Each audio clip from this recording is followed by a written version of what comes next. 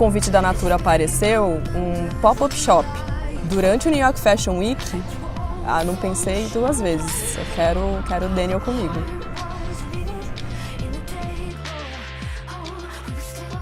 Cresci no interior de São Paulo e eu sempre dei muito valor pro handmade, o feito à mão. Minha mãe e minha avó faziam minhas roupas, eu usei muita peça de segunda mão que foi passada da minha irmã para mim. E entrei para o mundo da moda como modelo. E foi em 2001, morando em Paris, que eu descobri o mundo dos brechós. No matter where I was or what I was working on, everyone had the same problem of waste. So when I took my first job out of college as a temporary assistant sweater designer at Victoria's Secret, I got to sit in on a costing meeting and started to understand why things cost what they do.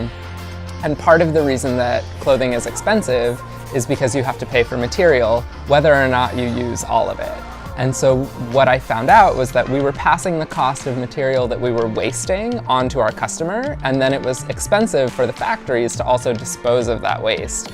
And it made me think back to when I was a kid and I would use these scrap materials to make doll clothing, and I thought there has to be a way that we can use these same scraps to do something on a larger scale, since we're producing them on a larger scale.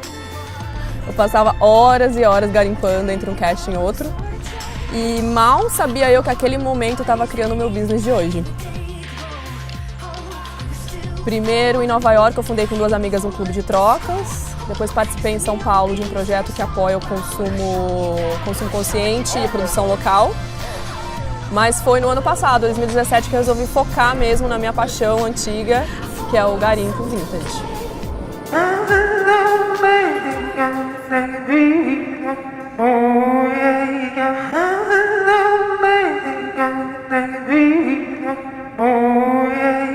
Oh, I was so excited to do this. I think that the idea of bringing brands together to create new products but also new awareness is so important. I mean, the way we're putting these mosaics on these jackets is something that we don't offer in my store and that Natura doesn't offer in their store. So I think by bringing everyone together to do something new, it enhances everyone's experience. A colaboração que a gente fez, eu fiz a parte de garimpo das jaquetas e ele entrou com a arte dos mosaicos, que são feitos de restos de tecido. Anyone wants one of my pieces is super exciting, but the idea that they're going to Brazil is like even more exciting. Desde 2012, quando eu comecei, né, hoje, 2018, como esse mercado cresceu e para mim é o futuro. O futuro da moda é esse.